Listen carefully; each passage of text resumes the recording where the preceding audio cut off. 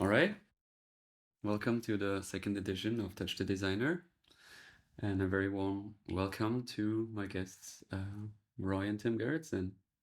Thank you for being here. Thank you for inviting us. Yeah, we're still processing the TouchDesigner Summit that went on the last days. So yeah, it's been a lot of input, a lot of people, a lot of stuff happening, a lot of exciting news as well.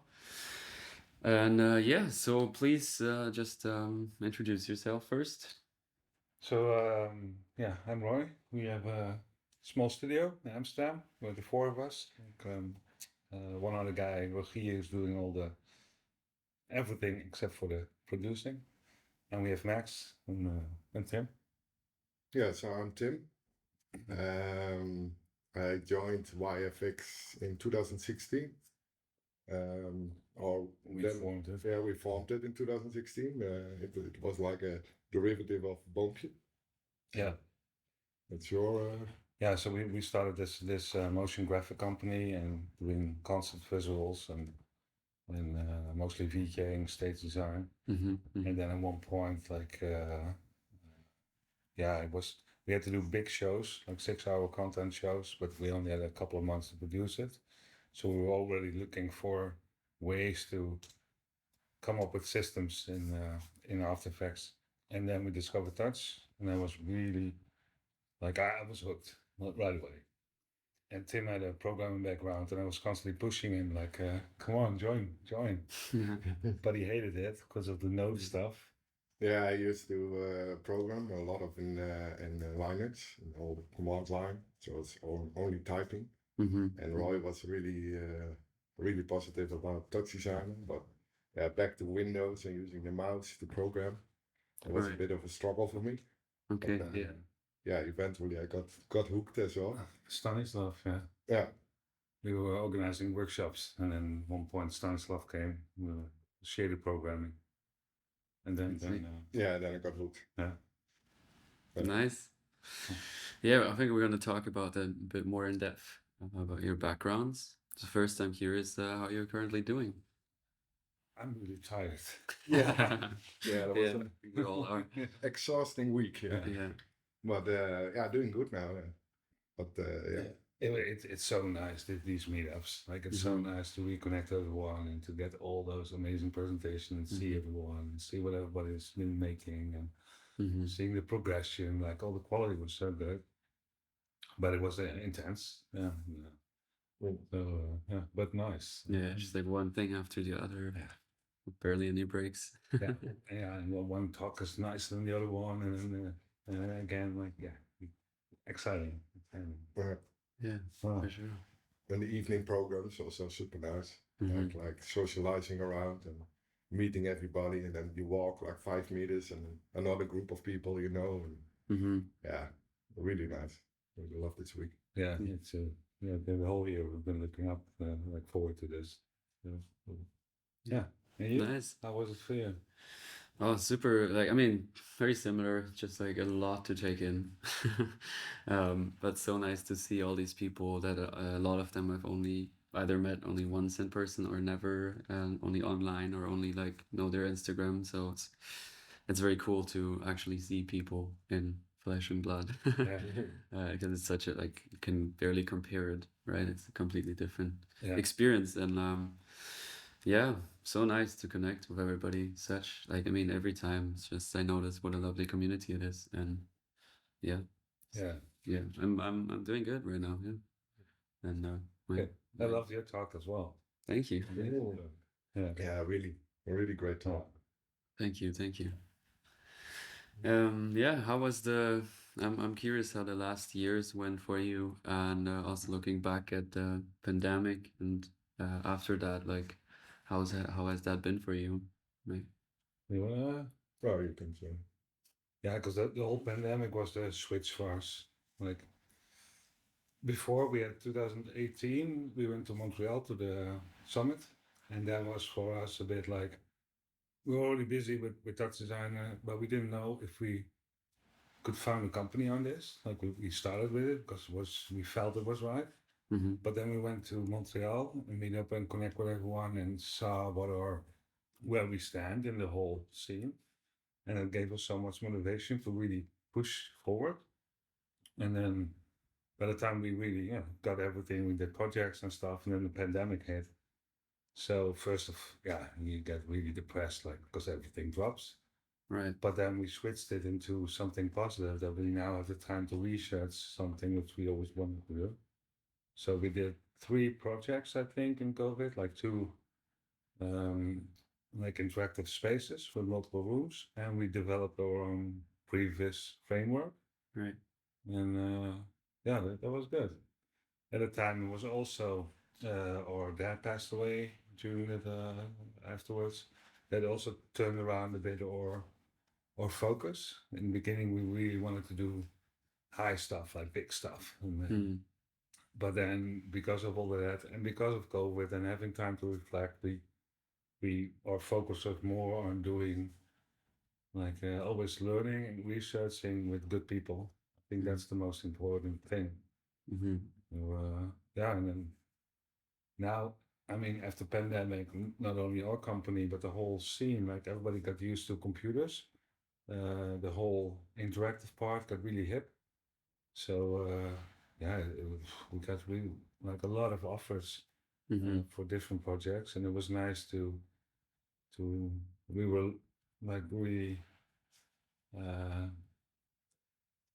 we had a lot of things to choose from, so we were really in a good position to really follow our dreams and the stuff that we love to do. So in the long run, it was really like a positive thing. Anyway. Sure, yeah. Yeah, it was a big change. Like before the pandemic, we had a lot of festivals and that stuff, but of course, the pandemic, everything stopped. And then the two projects that were, like, kind of focused on the COVID and the pandemic, that they cannot organize parties anymore. So they decided, like, to make a venue where you can buy a ticket and walk to a lot of rooms. And that was for us, like, a lot of work. So it's true. So it turned around. It was a totally different project. And I think in that sense it was positive. Yeah. Because now we're going way more the interactive part. But And it was fun to bring, like, we had Shendor and Darian and Nick Saad. We brought everyone in, and then we just played around in the venue for a couple of months. I also feel like that really pushed the whole I mean, especially TouchDesigner, because we're in that scene, but, like, generally that interactive community. But I feel like since the pandemic, it's really exploded. And I also noticed that because I also started really, like, recording videos. I did the beginner course at the beginning of the pandemic, and I think that was really good timing because a lot of people were just sitting at home and they had nothing to do. Wanted to learn something new, and so actually for me also in the long run a good thing that everybody had so much free time at home. Couldn't do anything else. Yeah, it's also not only the program or TouchDesigner guys, but also, like, the business guys that that did their company for so many years in this pattern, and suddenly have some time to reflect and think about the new steps. And there's definitely a lot of companies that took that as a reset point and go for different directions or add more stuff. Because I think that, and we're still in that phase, like the whole interactive stuff. There's no workflow for it yet. It's not like a motion graphic or a show. It's a different thing. And like within the TouchDesigner community, we all came up with workflows, but to adapt that to the corporate world and stuff, that's still forming now. Yeah, it's still very fresh and new, for sure.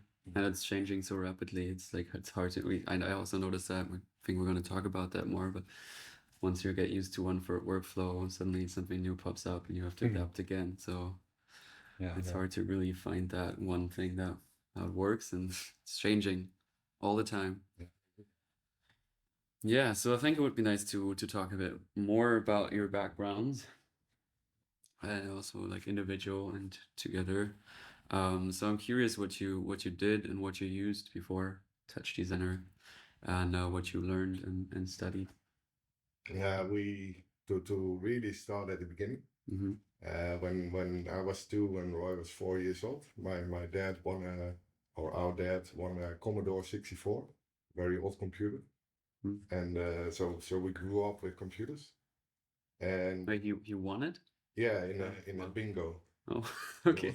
It was really crazy. Nice. It was like 4,000 euros or something back then. It was very expensive.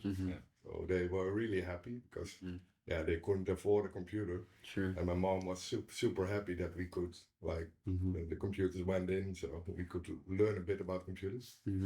And so early age, I think around 10, 11, I started a little bit of programming, and I was really in love with this programming. So for me, it was already kind of known that I would go to computer science. So eventually I studied computer science. And in that process, I was really interested in computer security, in computer hacking, ethical hacking. And so I learned a little bit about assembly coding and stuff, and that I already liked, like little puzzles, that's super small code. And to build something as small as possible. And then eventually, after university, I went to do web development because I also like skateboarding and the social part of life. And I noticed like the deep coding, C++ and stuff was too much in the head and too much behind the computer. So I wanted something more easy. So I went web developing, and that I did till 2016. Yeah. And then got into Touch. Yeah. Then you moved back from Budapest. Yeah. Oh yeah. I moved to Budapest for 4 years. Oh, nice. Lived there. So I was freelancing for Dutch clients, but living in Budapest. Yeah, and it was amazing. But it was a little bit like feeling 18 forever, partying and work a bit and partying. So eventually, after 4 years, I felt like I'm not growing. I'm staying in the same loop. Right. And that, so I missed Holland in the Netherlands in that sense. And then I moved back. And then also the web development felt a bit like I don't feel like it anymore. The client I had was, we were renting out apartments. But at that time, Airbnb got popular. So our company went a little bit down. Oh, I see. And then I started Unity. I wanted to program a game.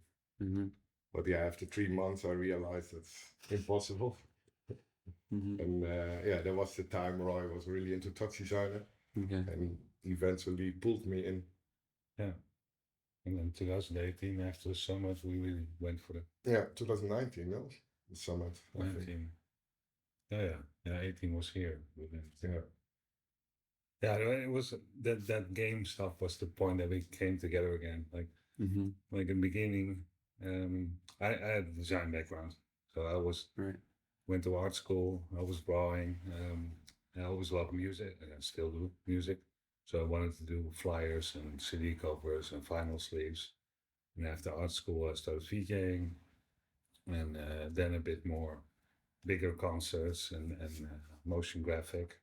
There was one point I was doing a bit side chain to the commercial thing. I thought, like, okay, I want to make money with this. I want to open a studio. So I did amazing shampoo commercials and all that crap. But then also, like, that was a big point because, like, the commercial scene, ad world is like there's a hierarchy. You have an art director on top, and then he decides like on the music, on everything basically.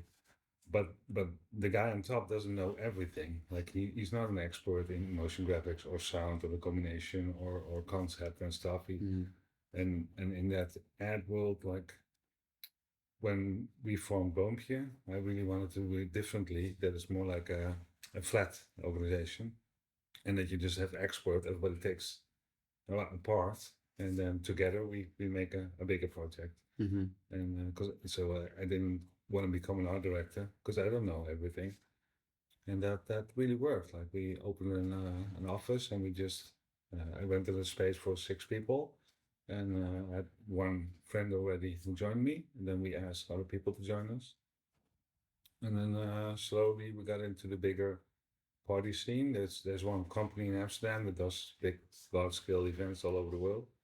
So we moved in with them, and then then he came back. We did the game together, and now it's only touch. Like ever since 2018, we use After Effects and the typical stuff.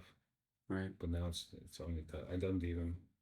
It's also funny then, like in the 90s when we got like a teenager, we started to do there was this BBS scene, bulletin board systems. Before the internet, you could call other computers. They host like some software. It's like a website, but then locally on the computer. And there was a whole scene, and I started designing using text mode characters to design ANSI art, it's called. And Roy started programming. Yeah. But then I think a year or something, then it switched. And and there's a lot of like, do you know the BBS scene? Like no, really. So it works before like my time. Demo scene, yeah. So before I've heard about it. But... Now you have like the internet, so you connect your computer to a network which connects everything. But back then you didn't have that, so you had one computer, another computer, and through the phone line you could call. And then there's a system you can log in and download files.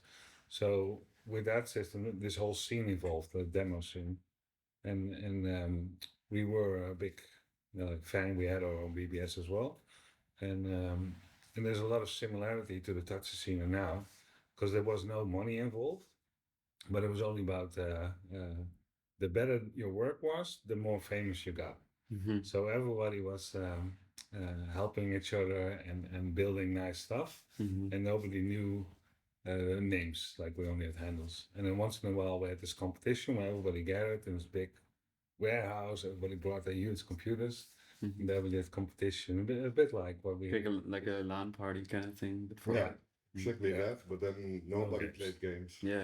Everybody was creative and building music or visuals or programming. Yeah, that sounds amazing. Yeah, it was fun. Really cool. Yeah.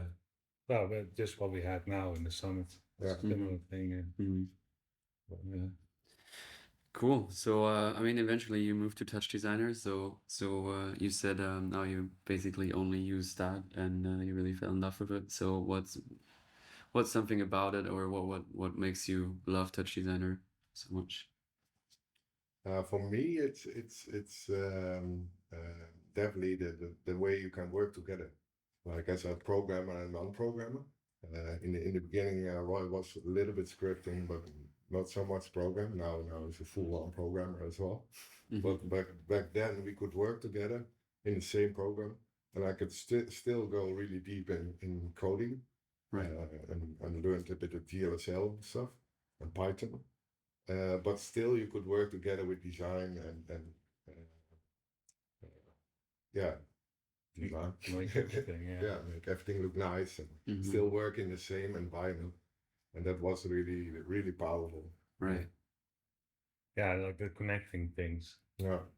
I think that's one of the main things of TouchDesign. Like all the programs are made to do one specific task, like Ableton making music, Photoshop, and the way we see new creative things. Like you can either do your own research, like a PhD student, for instance. Like you go deeper and deeper into your own subject until you find something which is new. So you can either do that, become an artist, and develop your style and deeper, no matter if you do painting or whatever. And or you can grab all the stuff and then remix it together. Over the years and with the computer stuff, there's so many different directions that people went through, and now with Touch you can combine those. So it's amazing to see like what kind of new things pop out. And the whole interactive part, for instance, like before it was only a one-way medium. You have a screen and you push information to the viewer. But now you have the ability to send back. And what do you do with it? Like that, and it's still being developed now. We made like really big mistakes that we thought like, okay, people will use it in this way, but they didn't get it at all. They use it in a totally different way. And that's just fun to just keep on exploring and making better and better.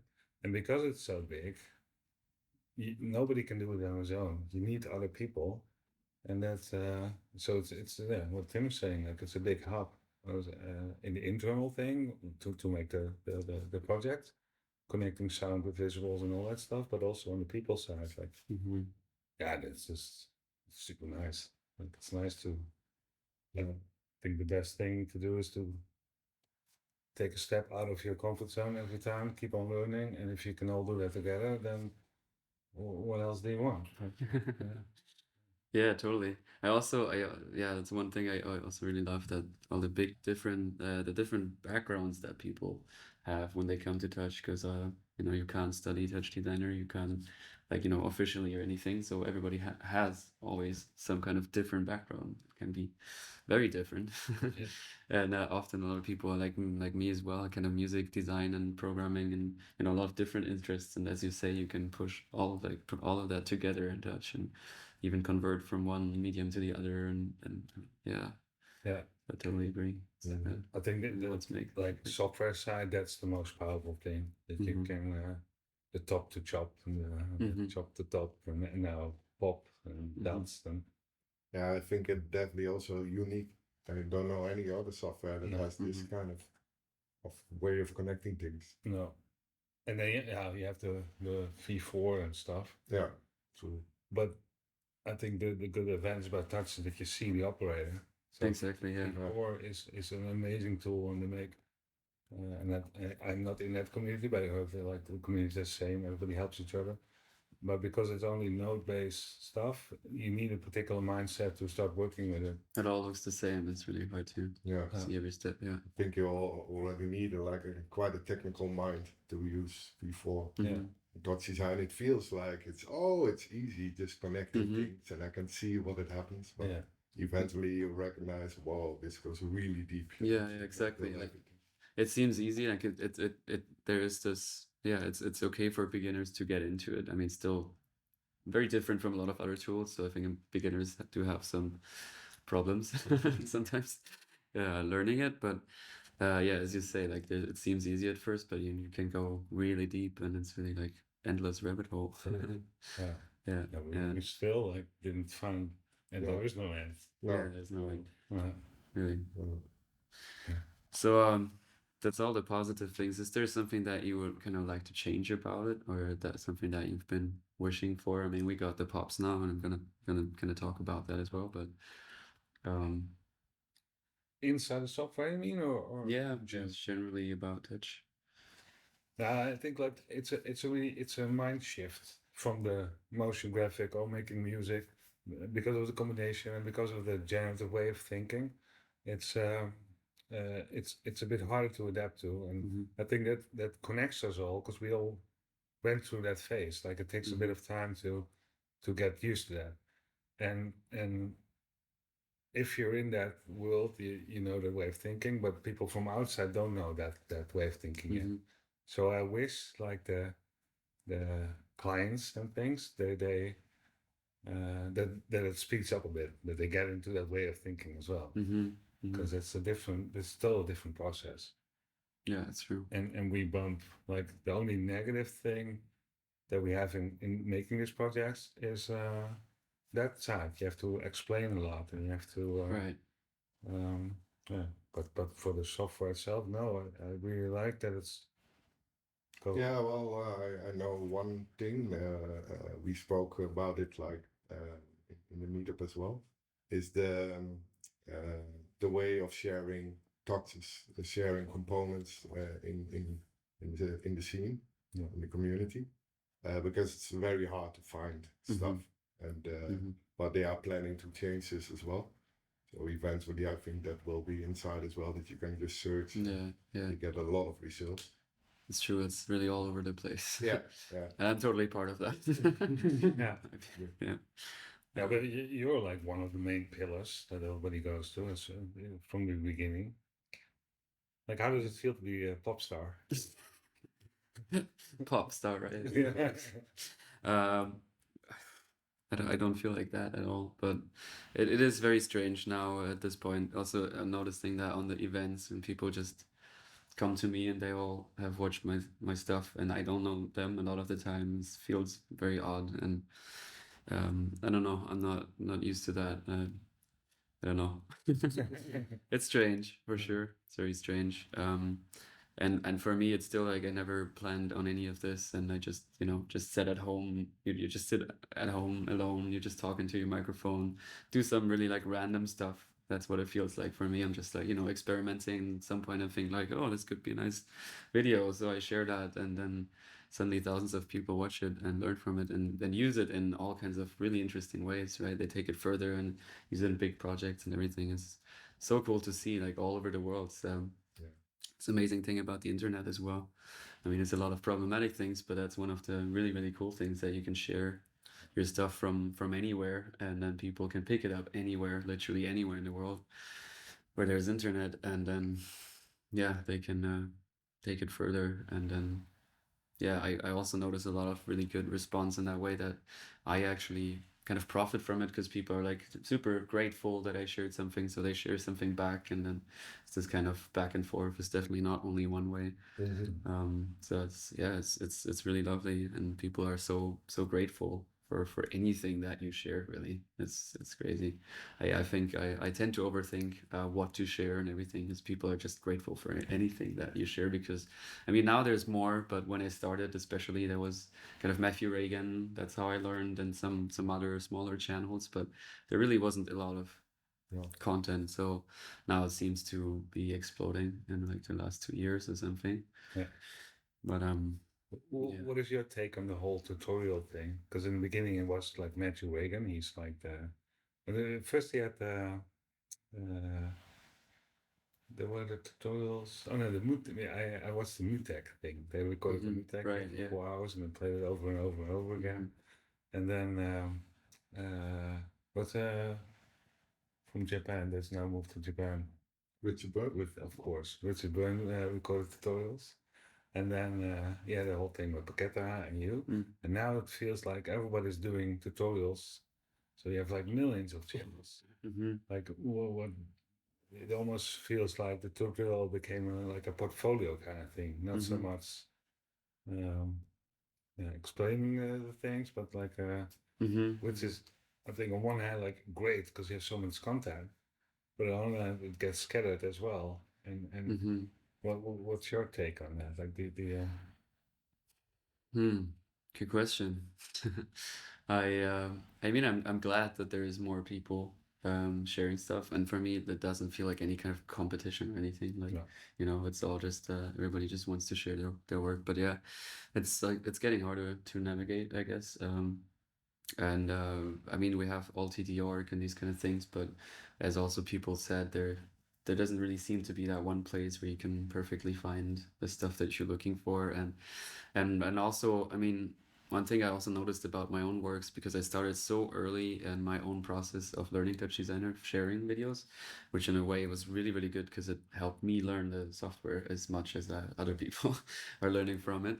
But obviously a lot of the techniques that I shared are I would do very differently now, and in a much better and more efficient way. And I don't know. It's really, in the end, it's always not about quantity. So when a lot of beginners start sharing tutorials, it's not necessarily the best way of doing things. So that could also be a problem of all of these different things. But on the other hand, it's really interesting to see all these different approaches. And again, like people coming from very different backgrounds, bring something completely new to the table, and a different way of thinking that you maybe, or different approaches that you haven't thought about before. So I don't know. Let's see where it goes. Generally with this community, I kind of have the feeling that the derivative team is kind of refusing to accept that it's becoming such a big thing. Also, like the whole event now could have been way bigger. I think way bigger, with a lot more people coming. And also they don't have a huge team and everything, but there seems to be a very large, I mean, compared to other software like maybe Unreal or Blender, it's still a small community, but it seems to be growing pretty fast now. And obviously with that comes more content. So I don't think it's either a good or a bad thing, but no, I also think like if you, like we said, if you make a tutorial, then you like teaching, you really start to know if you know stuff or not. So the process of teaching helps a lot with learning. Yeah, totally. And like you say, like then you realize, oh, it can be done better. Make another tutorial. Yeah, and that's totally. Where you grow. But yeah, the negative side is that you have so much tutorials that you don't know which one to pick, and then you watch one, and yeah, you're not really learning. It's just putting the same operators down, and you get the same result. Yeah. So that's a bit tricky. But yeah, eventually, if you find someone that's a good teacher, like for example you, then people can keep on watching that video, you know, those videos.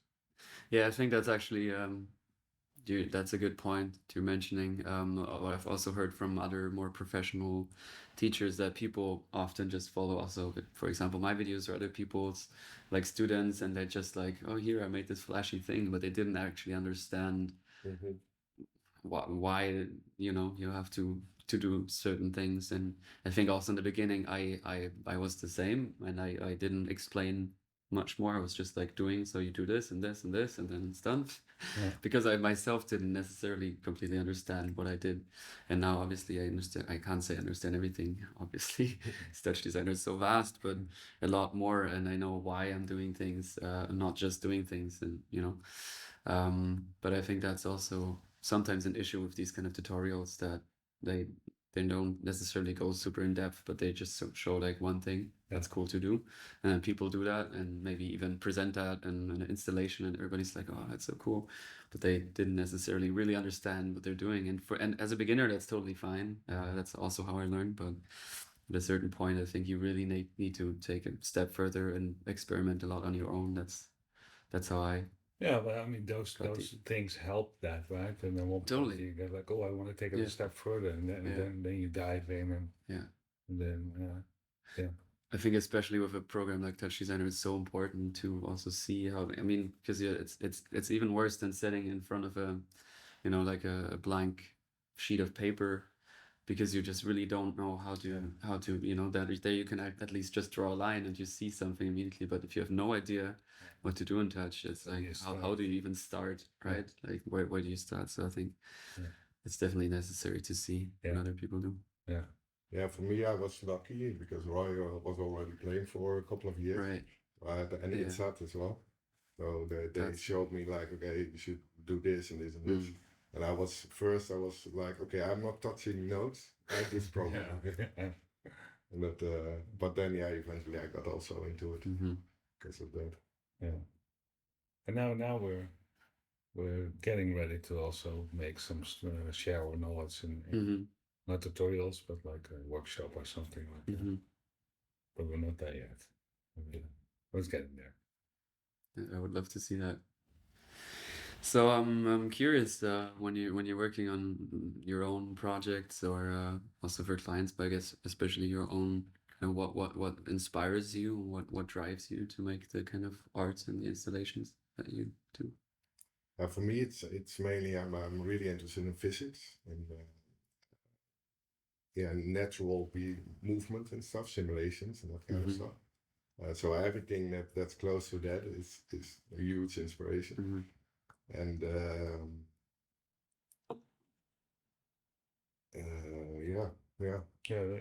but that's trying to mimic nature, basically, because like computers so 1-0, right? Like it's so hard, but to get that organic movement, that's like a underlying line, like not an end goal, but like a dot on the horizon. And then when we in our own personal stuff, like we have separate things that we do, but if we work together, then it's like one of us starts with something, and then he adds up on it, and then you get into this play thing. So it just evolves. Yeah. Right. And then we see something, and then we go there, and then it's like, oh, and at one point you get this thing like, oh, this is nice, and then then you know you're on the right spot. Right. And we'll just build something, and it just evolves. Yeah, like an example of that is we made like I was playing around with a spiral, like infinite spiral, and then we tried like, hey, maybe we can instance some objects around the spiral down it. And from there on, we kept on sending. Back then, I lived in Rotterdam or in Amsterdam, so we sending the docs files and video files back and forth, and then we got like, hey, maybe it can be a road, and then maybe there should be little buildings around the road. Oh, maybe there should be cars around the driving, and then eventually got this spiral infinite city. Yeah. And we added a police car with chasing another car. And it was fun. Yeah, it was really fun. Just playing around. But no particular goal. It was just playing. Yeah. It gets really, gives a lot of energy. You feel, And I think your research, you're doing the science of the physics. Again, we get the wave stuff and things like that. Yeah. And on my side is more the composition. I really like grids and the old graphic design, and how can you put as much information into a picture as possible without being like too busy. Like finding patterns, like people are pattern people. So how can I make patterns which are really easy to understand but still interesting? And where is that sweet spot between being interesting enough and quiet enough in composition wise? It's a reoccurring theme for me. And it's fun. Yeah, totally. I mean, it's kind of the attitude I have as well for a lot of things, just to kind of trying out and then taking it further and further. And that's the cool thing about Touch as well, right? You can just expand the network infinitely, pretty much. Yeah. So you can just take projects further and further. But they're like, do you see yourself as an artist? Like, yeah, that was part of my talk as well, right? It's kind of weird to see yourself as an artist. What is an artist anyways? But I mean, I guess it's the best way to describe myself in the end. It's definitely more than a programmer, I guess, because I mean, I kind of have to a certain degree a programmer's mind as well, and you certainly have to have that to an extent in Touch. But I'm more of a designer, musician, artist, and all of that together. Still more on the visual end for sure. Generally super visual person. So that's also why Touch is so interesting to me, because you can, as we said, see every step, and that really helps me. But yeah, I don't know. I guess I'm an artist.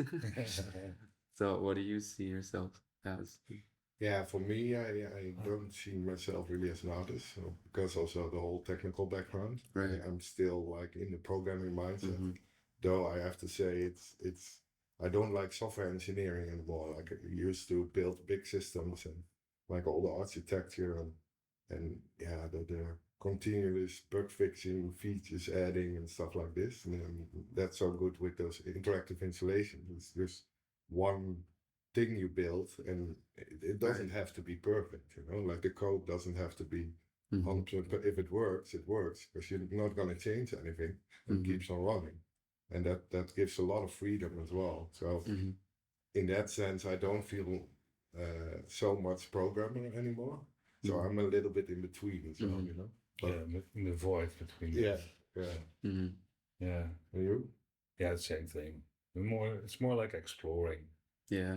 Like and researches and like the more there is a reoccurring theme, which we keep coming back to.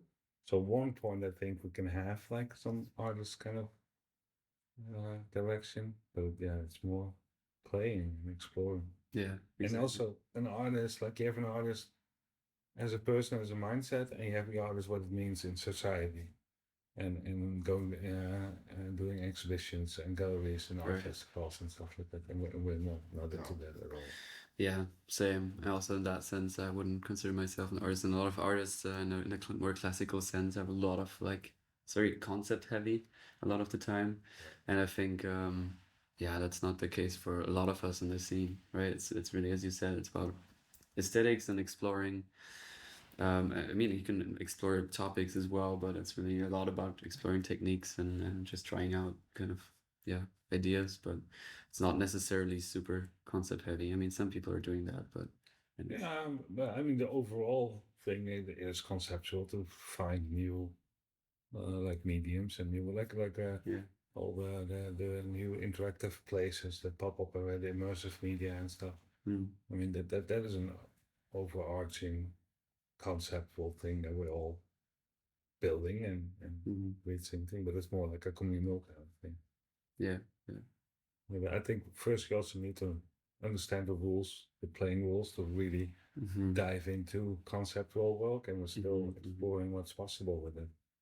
And I think that's also the nice thing about Touch. Like at this point, you have programmers, you have designers in the VJ world that stepped in, and then musicians. But now it's also work by scientists, and at one point it will be psychology and like all these different people that jump in, and you get like totally different end results. I think. But you first have to know the rules. Yeah, totally. I mean, I am thinking about generally more about bringing emotions and the thoughts that I'm thinking, about in my daily life and things I go through, kind of using this art as a medium to express that more and more. But I also find that very challenging. I'm trying to sometimes put that into smaller artworks, but it's very difficult to connect that whole like technical aesthetic exploration with actual bigger and deeper concepts and ideas. But I mean, the whole medium computer is like really hard. Yeah, exactly. So how do you make that round and emotional? It's like we don't make it easy for ourselves. Yeah. Yeah, no. But it's a fun challenge. Yeah, for sure. Best challenge. Yeah. So I'm curious what you feel like about what it feels like to work with your twin brother. Well, twin. Well, no, not twin. We're not twins now. Oh, okay. 2.5 years difference. Oh, okay. Yeah. I thought you were twins. No, well, a lot of people think that they are. All right. So well, with your brother then. But yeah, good. I mean, we always were quite friends since birth, and of course then like I moved to Budapest and I did a whole different kind of work than Roy, so we got our separate ways. But yeah, at the moment I moved back to Holland, we met each other like weekly when I lived in Rotterdam, and now we live 4 houses apart. So if I stand on the balcony and Roy stands on the balcony, we can wave. So we do every morning. Yeah. Good morning. And yeah, we work in the same studio, so it's but it goes very well. We think alike, so indeed in that sense we are quite twins. Yeah. So yeah. And it also means like because we're both really stubborn, that we clash as well. Sure. But we always find a way to deal with it. Like, and then if it doesn't, then we get really upset and then we take some time apart. But then after half an hour, you can think in the other's perspective, and then we find a middle way. Yeah, especially the design versus technical mindset. Sure, that clashes sometimes. Yeah. It's like I think it should work perfectly, and Roy's like, oh, no, but it should look good. This is sometimes a bit right. But I mean, it's also great that you have these different interests, right? That you don't fully both like focus on the same thing, but you can really help each other out also, I guess. Yeah. It definitely complements each other. Exactly. That's I think the stuff, especially our things, couldn't exist without the other. No. And also Rogier. Yeah, the client work, if it's like we have Rogier and Max in the studio, and they are they make sure we can actually do good, because we're really bad with money and planning. Oh yeah, me too. I mean, a lot of, I guess, artists or whatever have that problem. Don't really want to deal with that, but you kind of have to. Yeah, you have to. It's definitely a big part of it. And then and we're really lucky to have Rogier, because he doesn't only goes the money and planning and production stuff. He totally understands the creative thing as well. We've been working with him for 12 years already, so we definitely speak the same language. And he even now we're doing a project and he does creative ideas. He got really good in conceptual work as well. Nice. But it's really important to have that as well because it is a part of yeah, for sure. Gotta pay your rent and everything. Yeah. So I guess we've to a certain extent already talked about this, but what do you feel like are the main challenges you face when you're creating art and projects? I guess the clients. No? Yeah, in the studio work, it's the clients. Not so because they're great people and it's and they want to push things forward, so they will step out of their comfort zone to go for something interactive and to go for something new. But it's just they just don't have the same way of thinking yet. Right. And then in some parts it takes a bit longer because you have to explain it, and then they're all happy and they go for it, or they say like, okay, I don't want to deal with it. You deal with everything. Or that's the part which can be hard. It's like an art director that has an ego as well, and they have to deal with that part as well. Mostly Rogier is then dealing with those clients, but that's the hardest part, to put it into practice. In our own work, yeah, it's just your own struggles, and then that's I think. And similar to your talk as well, I feel quite similar. Like it's hard to say it's done. You know, you always want to have the perfect end result, and then eventually it happens too many times that it's not done yet, and then I keep it on a hard drive, and then a year later it's still there. You know? Yeah, that's also a bit of a challenge. Yeah, we should definitely share more. Yeah. There was one point where we had like just a barbecue in our studio, and we put the workshop up for Dropbox. We have the Dropbox where we send all the previews, and then Debian was there, and we work a lot with Debian, and we share a lot with Debian, and there were like tons of work on that which Debian didn't know. And then I thought like, this is ridiculous. We should get it out there. For sure. Because that's also the thing. We share then. The feeling of sharing is sharing to, I'm sharing, hey, look what I built, to Roy. Yeah. And Roy's sharing, hey, look what I made. Right. And then that's it. You already have that like gratification kind of. Yeah, that's kind of answers my next question as well. Like what the challenges are when you're sharing art as well. I totally feel that what I kind of talked about. Yeah. When do you decide, okay, it's finished? It's the same thing with music, with anything that I do, really, anything I create. It's so difficult. And then when other people look at the work, they're like, oh, sure, yeah, it's a finished product most of the time. For them, it's like there's not much questioning about it, but for yourself, it's like, especially also with this generative art, it's so endless, right? You can just keep going and going, and I don't know, I work a lot with these feedback systems and everything, and suddenly you go in a completely different direction because you changed some parameter and it's like changed the whole system. And then I've got all these, I don't know, just in one project, like 20 different base comms with like slightly different parts. So I could, just with one project, I could technically share maybe like 20 posts, but like, I don't know, in the end, I don't share that much either because you just feel like, I could make it even better and better. Yeah. But I mean, finishing is a part of the whole thing. Like if you don't finish it, it's nothing. Yeah. And but we have this recorder button. So then we're working with a patch, and then I think, oh, this looks nice. I just press record, and then it goes like 15 seconds or something. And by the end of that session, you have all these movies, and then I forget about the whole patch, and I only work with those movies, and then put them behind each other, or those are the end results then. And that helps a lot, because then you don't have like, there's no option anymore to dive in the patch because you only have movie files. Right. So you've got to work with what you have. Yeah, that's a good idea. And what you said, it's all relative. Like what you think is really shit, or someone's really good. Totally.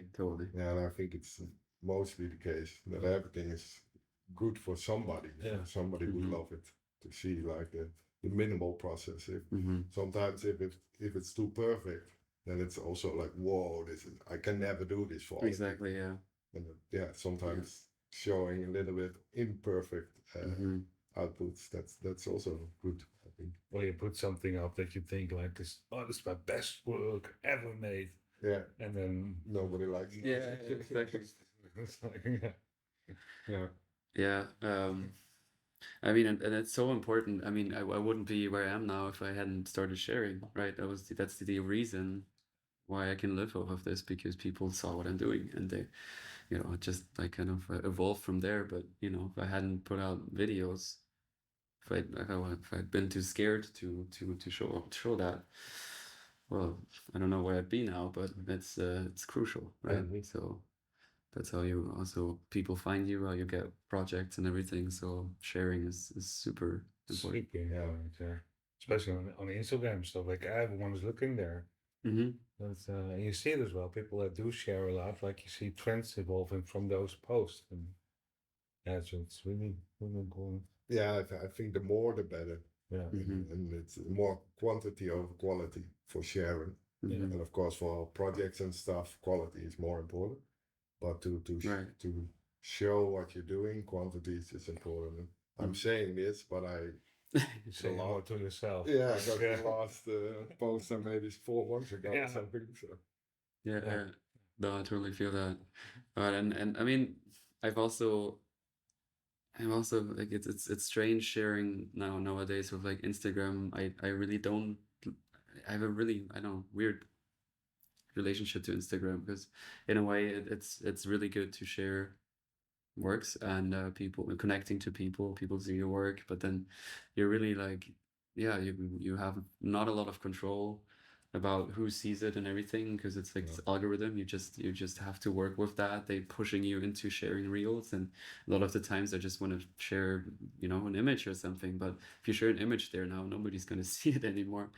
And that's a big problem as well, that you're so dependent on these platforms, and they really don't give a shit about you as the artist or anything.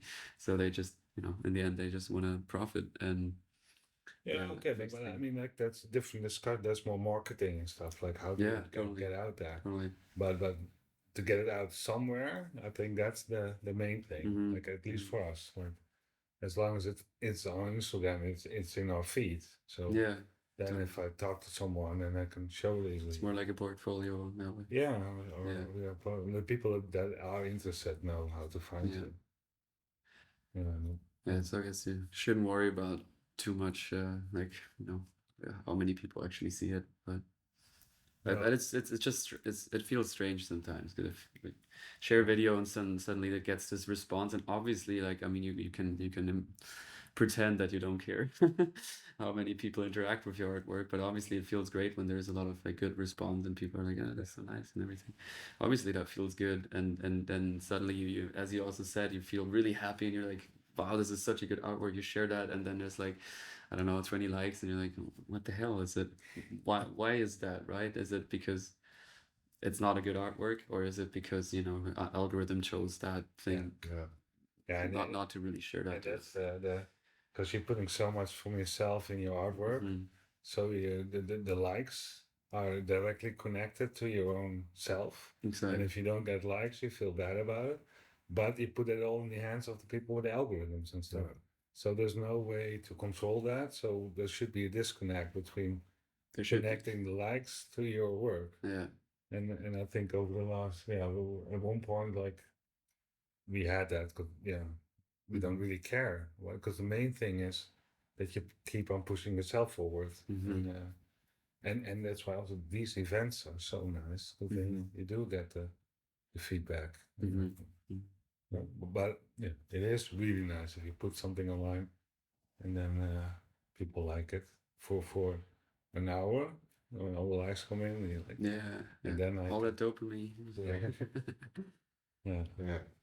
And like you said, the algorithm, you also see like with the 20 likes, it's not just that they don't like it, people don't see it. There's then only 300 views or something. And because you put it on Monday, and if you had done it on Tuesday, then it's only you have 1,000 views. It's super weird. It is. And I have no idea how it works. And that's also a quantity. Repeat it, like do the same thing with a different render view or something every day for a week. Then at least people see it. No, again, that's theory. Right. Yeah. Still have to do it. And I don't want to put energy in knowing which day to post. No, same here. I want to put the no. energy in the making and creating. And also, I refuse to pay for boosting posts or anything. Yeah, and I'm also generally my art. I try to make kind of. I mean, there's also flashy things that I do. I kind of like to do subtle things and subtle change over time, and you kind of have to sit with it, and that makes it interesting. But when you scroll through Instagram, it's like you maybe have 1 or 2 seconds, and then if it's not flashy, people are just gonna keep on scrolling. That's also a huge issue. Yeah. And you have recently, I don't know where I read that, but like how important the context of where your artwork is being shown is. So I don't know, when you have a very different artwork, or even, I don't know, a news or a video before, or maybe a cat video or something, it's like, it's such a weird context that your artwork might appear in. That's, I think, also, I wouldn't even say it's necessarily a problem, but it's maybe people perceive it through that very differently than you. I mean, always, but especially in that when you go to an art gallery, and it's a whole different context, right? So right. I think it'd be nice to talk a bit more about like concrete projects that you've done. And one of the biggest most interesting one is probably that Gran Telescopio Canaria thing. So can you talk a bit about that? What's that about, and what challenges you faced? And it started with Jacob Pavel. Oh, yeah. He did an internship at YFX, and we helped him a little bit to get familiar with TouchDesigner, because he could work for a couple of months at the Grantecan telescope in La Palma, but he didn't feel self-secured yet, so we helped him a little bit on his way. And his project was to make a visitor center, because there are a lot of visitors, like 10,000 a year, going to the telescope to see like how it works. And there's a little room with a few beamers, and that show a video of 10 minutes to describe what the telescope is about. And it started with that. Yeah, I first started with Romano, like because the whole science world is a different world than TouchDesigner. Sure. Romano, the director of the Grantecan, like he approached Isabel to incorporate like he believes in possibilities of this touch, and he set up an open call for an internship, and then then Jacob. And then during the process, we had no clue what he was talking about, like because it's super complex, the whole telescope. Sure. And spectrography, like what was it? Spectroscopy. Spectroscopy. And yeah, it's a even worse. We still have a problem with pronouncing the word. No, but the project with Jacob was also with a lot of people from the TouchDesigner community that helped like make little images about spectroscopy. Yeah. Whoa. Well done. And eventually, when they finished it, the summit in Montreal, they presented it, and also Romano, the director, also went there. And yeah, he was so enthusiastic about TouchDesigner. Yeah. And then they wanted to go into the second phase to build a digital twin, because the thing with the science world is like we know it from the Hollywood movies, and it's all like because they're looking into space, right? They're discovering, and and it all looks so sci-fi with all the amazing looking graphics and the holograms and things like that. But in reality, they're really smart people, and there is no shop or software you can buy software to run a telescope, or it's all custom made. So it's custom made for a really specific goal, and those people are really smart, but they're not like graphic designers or interaction designers. So the main control room, with all respect for all the scientists, like looks like an office from the 80s, like really. And with this, like including TouchDesigner, into getting all the data in, we could make a bit more futuristic looking thing. So inspired by the Hollywood movies, but then still be usable, because of course the first main thing is that it's being used, not to look pretty. So in this case, all the discussions that we have, like Tim always won with design functionality. Yeah, it was a bit of a challenge, the digital twin, because it's using TouchDesigner. The digital twin is more like software. It's not like an interactive installation, but they really had to use it. You had the menu, you had the different options. You could see all cameras. They had 30 feeds of cameras that has to run all in real time. So it becomes more like a software engineering project, and that was quite tricky also to do in Touch. Yeah, just to understand what exactly was the application that you had to go. What did they do with it? So you said digital twin, so you just kind of remake the whole. So it is a digital copy of the telescope. So you see literally the 3D object, and they have a lot of sensors, like Internet of Things sensors, like temperature and cameras, movement sensors, all that kind of stuff. And they all connected to one server, FIware they call it, and we had a connection to an API of this server, so we get all the data in as well into TouchDesigner. So if the telescope would move and aim to a certain direction, the digital twin will also do this. So you immediately see what the telescope is doing. I see. And they use it mainly for two things. For operation, to see, like, we made alert systems that there are some areas underneath the telescope where you can walk. And if people walk there, we blink it like, hey, there's somebody, because nobody can walk there when they using a telescope. Yeah. That kind of stuff, like security kind of. Yeah. And the other part is the visitors, because also, like Roy said, the 80s kind of look of their workplace. Yeah, it's not like that visitors would like, whoa, this is so. So it's not the cool kind of 80s look. No. Just out of date. Yeah. And also all the monitoring while doing the operation. Like it's easier to see the user interface than see an Excel sheet. What's going on? Right. Yeah. And now they included a robot. They're building a robot for the visitor. Yeah, and that's gonna be the host of the visitors. Oh wow! Okay. And with the text to speech and the talks and stuff like that. And you're also involved in that? Yeah. Well, the robot they are building, but we are connecting it to this visitor center, so it will also host the movie. The visitor center will be a bit more interactive.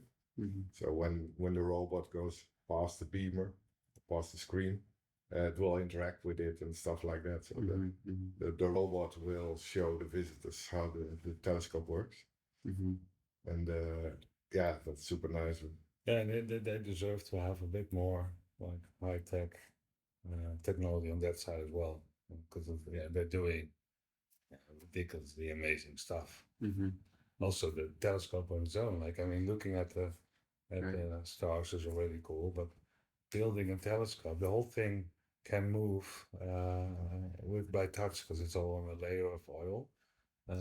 But some instruments need so basically how it works is like you have the light coming in, and then it all gets sent to one mirror, and then bounce back a bit, and then they can send it to a specific instrument. Some instruments look for infrared thing. So they have different cameras, basically. But some of those need to be really cool. Like, how was it? -200? Yeah, the two Kelvin or something, like they're really almost 0 degrees, like, or well, no interaction whatsoever, because they look very far in space. So any small millimeter movement would already distort the image. So everything should be super quiet. Nothing should move. And also that's why people cannot walk there, because that already influenced the whole telescope. So all the air conditioning and stuff are not inside the telescope, but a separate building. And that it's an amazing piece of engineering. It's we were really impressed, like what people are capable of doing. It's it's so cool to connect that to TouchDesigner. and it's an amazing field because there's science, there's smart and nice people. Yeah, also full of passion. Yeah, passion about science. Yeah. So for it's a dream project. Like it's a lot of work, and it's a continuous thing because we're basically discovering the whole thing with them as well. Like how do you connect all the sensors, and then they change the main FI wire thing, so we have to adapt with them. But so it's a continuous project. Yeah. Yeah. We have now one session again, the second session that we work on it. But yeah, big chance there will be another one because the new sensors coming in, new ideas. Yeah. And that was the hard part in the beginning because we had to start thinking as like the scientists as well. Like I had all these names for all the equipment and all the instruments. Yeah, in the beginning, like we don't know how they are using it. So it took a while, but now we know how they use it or what they need. Yeah, but fun. It's fun. Amazing. And the other project you briefly mentioned it without saying the name, but the AMAZE space that you worked on during the pandemic. Can you share a bit about that? Yeah, so that was pandemic. We were having a studio above a club for 2,500 people.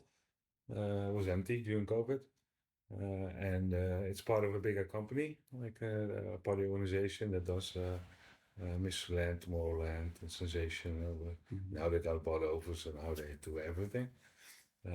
But we already had the idea to make something interactive, and then COVID was happening, so let's test it. And then there was an option to sell museum tickets, so people could one by one go in. And the idea was to set it all up for 8-month period. So there wasn't, I mean, we had some budget, but not a lot. So we got over all our friends, and during the day they were building, and in the evening hours we were just building everything. But then COVID ended, and it was still like all these immersive places popped up, and this one also became like quite a success. Like it's still open and it's running, and people, a lot of people want to see it. So it was awesome to get in there and have like a team working in that room and a team working in that room. Like a giant playground. Yeah, that sounds great. And we learned a lot from it. Yeah, definitely. Because it's also like the 9 rooms, I think. So and all of them have now TouchDesigner computers, but they also needed to be like connected into one server that you can we start the day, put them all on, put them all off, change the volume and all that stuff. So yeah, it was quite a network. And also like work together with Shambo, for instance. Like he did one installation in Tunnel, but he has a different approach working in touch files, and how do you make systems that are understandable by everyone? Because Shambo lives in Paris, and then there's an update, so we have to do the update. I think so a framework or a way of programming and to share information. So you're still working on it from time to time? Is that also a continuous thing? Now we got like a big upload deadline, right? Yeah, the last years it's just mainly support. So if something breaks down or something, then we drop by or business events. So we need to change a little bit for just one business. But now indeed we starting to have a second phase. They want to redo a couple of rooms, and they want to add one. So it's an ongoing process. But you're not like changing the installations completely. It's more like small. Some are, and some we update the contents. Okay. Yeah, it depends also on the budget. Yeah. Right. It's a lot of work to redo everything. Sure, of course, yeah. And it was also really learnful that we consider ourselves like designers and building the software and the output. But then if you put it somewhere in a room, also the hardware is just as important. And at that point, it was all set up for 7 months. Like it's a festival company, so they used to do stuff, put stuff in there for a week, like build up time in the festival. Now for 7 months, but the cable quality, for instance, like that you choose, is really important if you want to set something up permanently. Right. And it's part of the installation, and that's the hard part still. And to come back to the earlier thing, like hardware and software, they all see it as one big black box. And if normally if you have a show and one light doesn't work, the show will run. And okay, you missed the light, but the rest works. But with this stuff, if one cable is not connected, or there's we had like mice running around and they nibbled the one cable, but then nothing worked. So everything, it's really delicate. Everything has to be in place. No bugs, but like mice in there. Yeah. Yeah. All right. Yeah, I see. Those, A lot of consideration. which we didn't know when we started. Sure. So it's good that we went through that. Go ahead. Thank you. Yeah, the other project we did also in around COVID was remastered. That's Remastered? yeah, it's called Remastered. It's in Rotterdam. It's also like an experience thing, a little bit smaller, 4 rooms, where we did 3 of them, and that was also quite a challenge. It's the one with fish, that you can touch the wall and the fish swim away. Oh, yeah.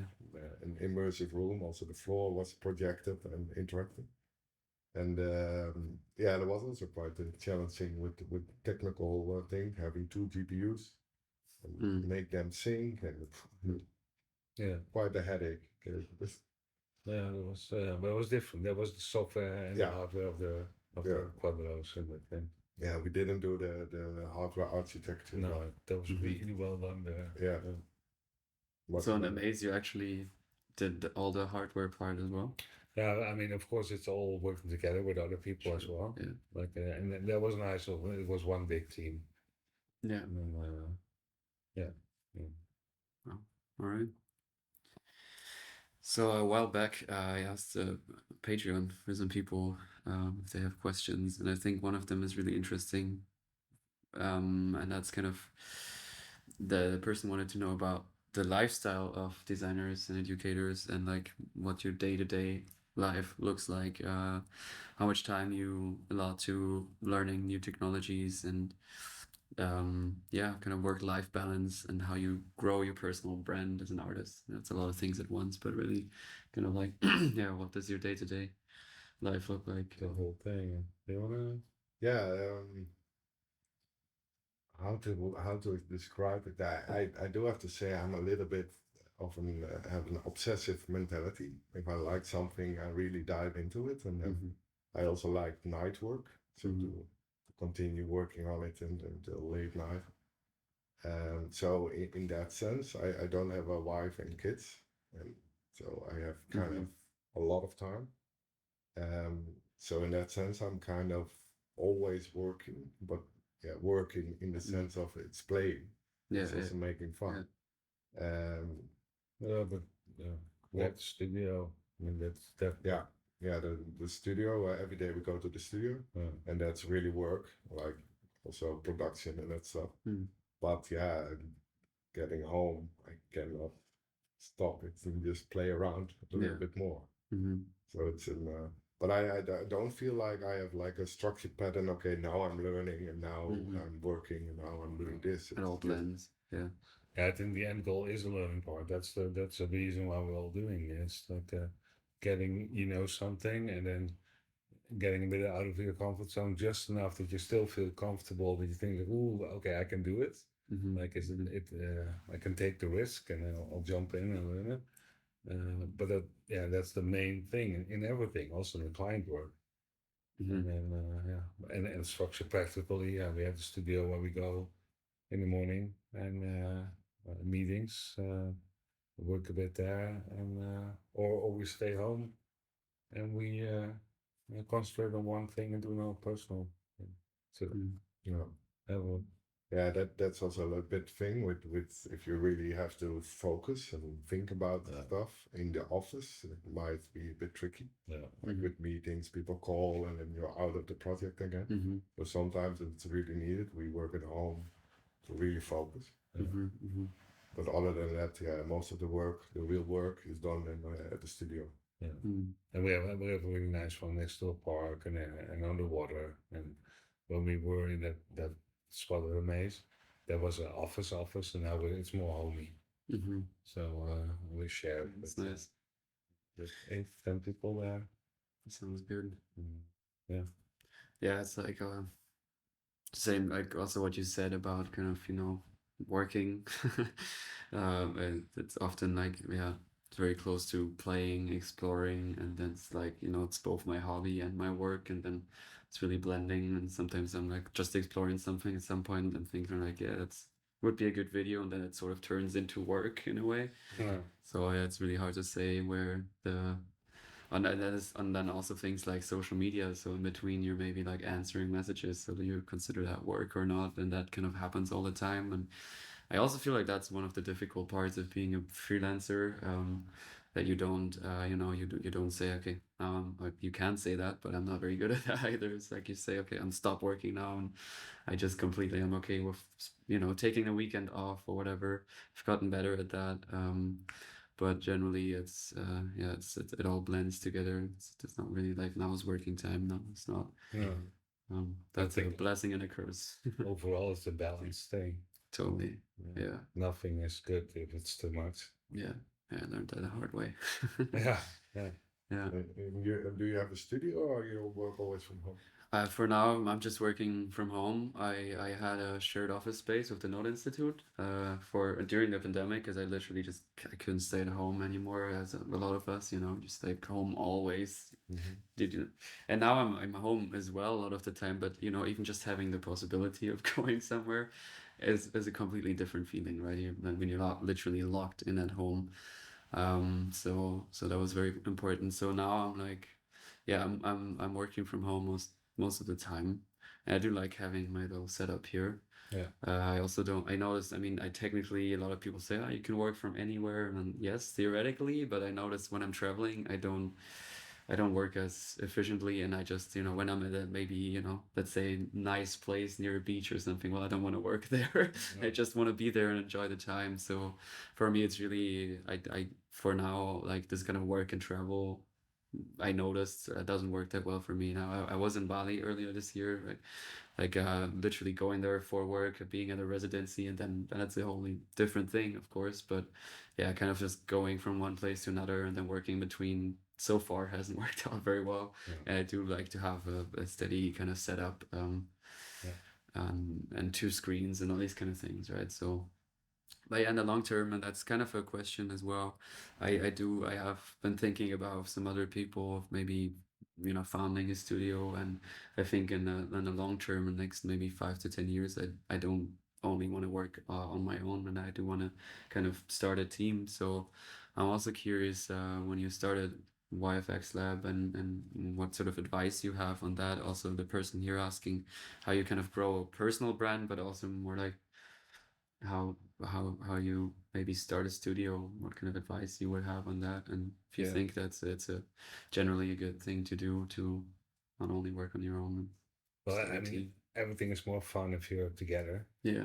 Plus, like doing projects for clients, there's so many different stuff that right. Nobody can do on his own. I mean, the mindset to really come up with something new, you don't have the same mindset then to do the financial part, or to do all the price calculation, and to keep track of everything. It's like a different thing, and it helps to separate those tasks. So for sure, I think that like bigger stuff can only be done by more people. Yeah. What we had, like we're I think a bit in between.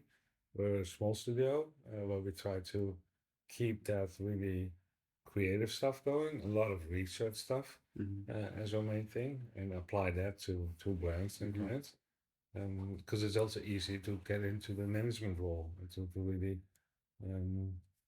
the thing is, like, with if you do something, you make something, with those further than like the experiments. You can do it once, and that's an experiment. You do it twice, and then you fine tune it. The third time, you know what what you can do with it. Like you have like a workflow, and you have a product basically. So you can start selling that product, and if you show that to the world, people want come to you to do it. Okay, you can sell it once or twice or 3 times. If you do it 4 times, then it gets like a factory, like a studio, and yeah, you have to really think ahead if you want that. Do you want to become like uh, what is the main thing? Why are you opening a studio? And for us, that was like working together and being able to diverse the task, right? Yeah, and I think also it started with us both being freelancers. Yeah. So already doing everything your own, indeed, sending invoices, have talk to the clients, then also build it, and then also do support and all that stuff. That after doing that a couple of years, you really need somebody. You really become like, oh, I just want to do this. You know, I don't want to care about the invoicing and all that stuff. And then Roy found Rogier for Boompje like that. Yeah, and we were so lucky with Rogier. Man, this is great. Because it's a different mentality. Like it's for sure. Like we are like if you have boxes, we want to color outside the box and find the edges and experiment. But doing client work needs like a steady box, and it should be planned and within budget and all that stuff. So it's and he has the capability to do that, but still deal with us. Yeah, it's a hard job for him. Yeah. No, man, it's also cool for him. Yeah. No, I am noticing that like right now I don't yet feel the need for somebody else to take over, that kind of invoice and that annoying part. Yeah. But yeah, I can see that happening in the next years, and like even answering mails and these kind of things. And then as a freelancer, you literally have to do all the things, documentation and then social media, answering messages, and everything. So I am already feeling, and as you said, like I am noticing that. I also noticed that in Bali, just working as a team is a lot more fun, and you share tasks, and you just it's not only one person coming up with ideas, but you share it and back and forth, and then you can easily grow something, and but then at the same time I also kind of like working on my own, so I guess it would still have to be a balance there as well. Everything is balance. Everything is relative. But I do see myself kind of maybe working together with people in the next years, more like in a solid way, more like long term, as a studio or something. But let's see. It doesn't have to be indeed a studio like what you're doing in Bali. It's a lot of freelancers, right? Coming together. Yeah. And that can also form a team. But you still are like individual companies, but then you work together often, like we do also with Derry and Sander and Nixa. Yeah, they're basically part of our team. Yeah, but they're not like a network. Yeah. They have a win-win situation for everyone. They like care to work on it. We like to work with them. Yeah, I think therefore, I'm not sure. It might be for everybody different, but I think at the moment that you really have a kind of financial part, client part, and an artist, that together in being one person, that's gonna be tricky, because then you have to switch all the time, and you cannot do both perfectly. So it's in between. Yeah. So that's I think the moment to really get somebody on board and form a studio. And else, I think the start process, being a freelancer, helps a lot. Knowing and doing everything, doing the taxes or doing all different aspects, because then you figure out what you really like. Yeah, exactly. And then at one point, if you don't like to do taxes, then you know, like, okay, this needs to be taken care of with someone else. Because I think we're such in a luxurious position with this whole scene that's now like getting bigger, Like we can pick exactly what we love to do. Yeah, totally. I also feel that's a huge privilege. Also seeing some music friends of mine, like musicians, are really struggling to to survive basically, and it's a really hard business. And with our field, I feel like it's very I wouldn't say necessarily easy, but definitely easier to get good jobs at the moment. And yeah, but I think that's also changing. Yeah. Kind of the next topic I would like to talk about, the elephant in the room with the whole with the whole scene at the moment, is artificial intelligence. And I'm kind of curious because you also recently wrote me that you started messing around with that, and I'm curious what your thoughts and feelings are regarding this whole new evolution of AI and how that kind of influences your work and the field in general. Yeah, for me, it's I really love AI. Already from university, I was studying it a little bit. Back then, neural networks weren't really popular because there were no GPUs and stuff. But I always was like curious about like what this learning process is, like how can a computer learn, you know? So then I didn't do anything with it with the web development time. But then when we got into TouchDesigner together with Darian Brito, we really researched how the mathematics works with neural networks. And so we made a TD neural, which is kind of a framework to make like a very simple models and to train it yourself. But yeah, the project became so complex, so wide that it's not very useful to really use it. It's more educational purpose. So you can learn about okay, what is the mathematics and how does it work. But yeah, it's not something you can use. That's one part of the AI I really liked. And nowadays, indeed, with the generative AI, we slowly start to work with it a little bit, to play around with it, what is possible. Also, because it seems to be like all clients want it as well, you know, like something with AI. Yeah, and I think it's interesting. I'm not so negative about it. I feel like it's a good change. You know, it will change a lot, but I think in a good sense. It's not. It won't destroy the jobs of designers. Okay, it will change it, but it won't. It's not suddenly you're unemployed. It's a process that goes slowly, and if you don't do anything, you keep on doing your old stuff, yeah, sure, then eventually your client will leave.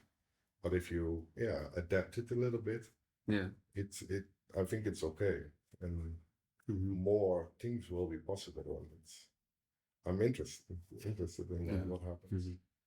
Yeah, me too. Same thing. Like we started with the Mid Journey, and it basically it's all about having control, right? Like like how much do you let it generate on its own, or how much can you use it as a tool to shape your thing?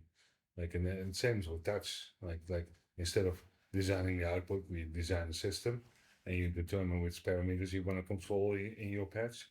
And now it's one step higher. Like now you can. You don't even have to make the system anymore. It's creating stuff for you. Right. But then with things like Comfy UI, you can already like take different models to do certain steps in that whole process and the whole the design process. Like to make like a small component for Comfy UI that we can have like a simple render system in Touch for a room or something like that. Get send that to the Comfy UI, and you can design the room already in Touch, and then the last layer will be added by Stable Diffusion. Which then make it possible to do a bit more randomness, and suddenly you get this all new ideas.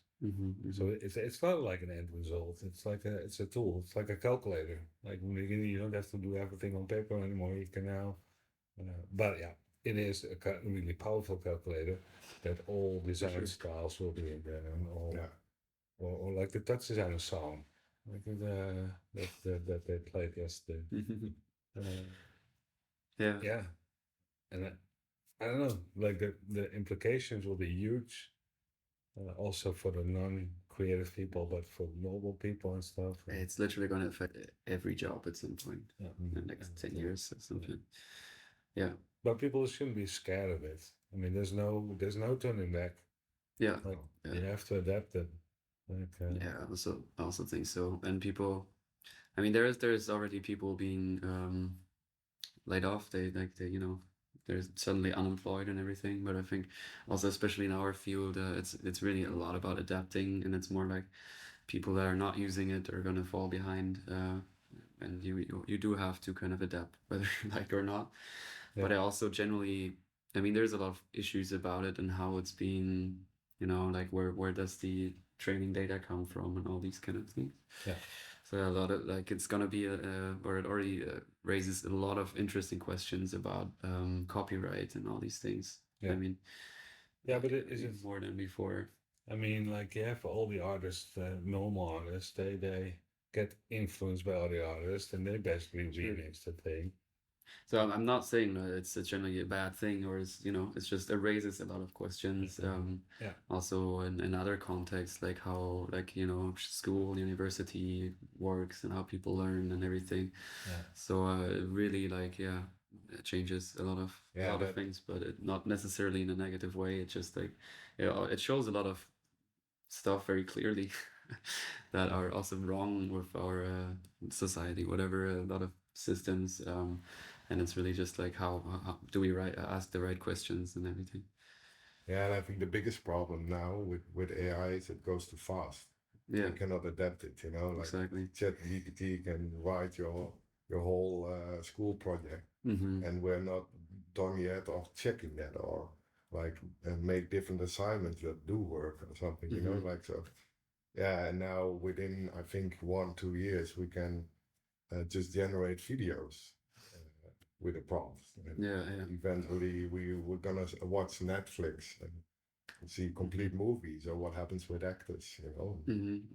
Everything will change and it goes exponential. So that is a bit tricky. Are we fast enough to continue? To feel this change and adapt to it? Yeah, and that's gonna be tricky. Yeah. Yeah, and I think it's super important that we have things like Stable Diffusion, other like open source large language models and stuff like that. Stuff like OpenAI, which is really closed AI, being completely in control of, and it's a complete black box, right? You don't have no idea what's actually happening behind the scenes, and that's definitely a big problem as well. All the huge companies, and mostly US companies as well, being kind of in charge of that and having a lot of control.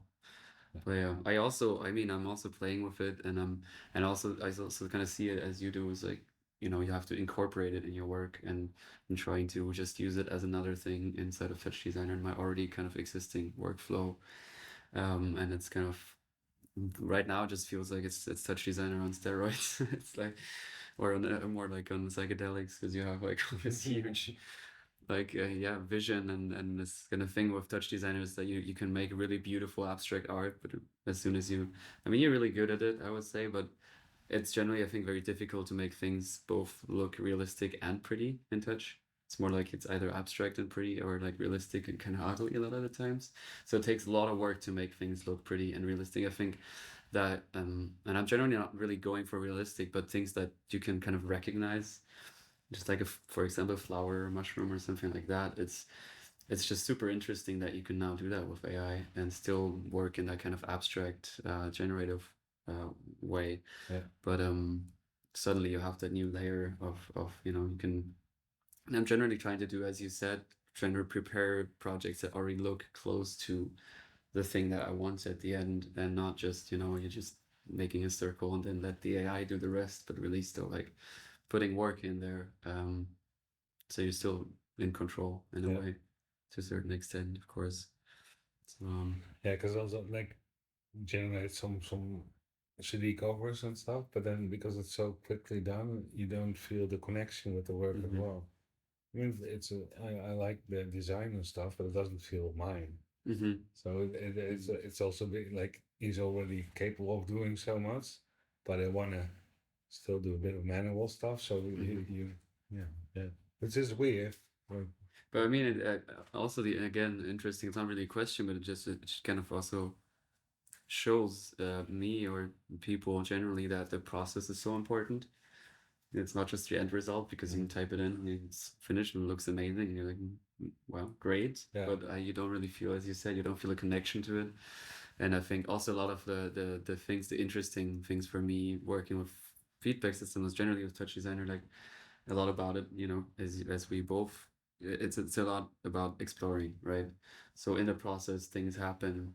And if you only type in a prompt and it's like, well, there's not much of a process, so you can still explore other prompts, I guess. But that process, like I noticed that now more and more is so important, and that's what makes you feel good about an artwork that you made. But it's also interesting. Like, where's the line? At what point does it feel like it's sort of yours?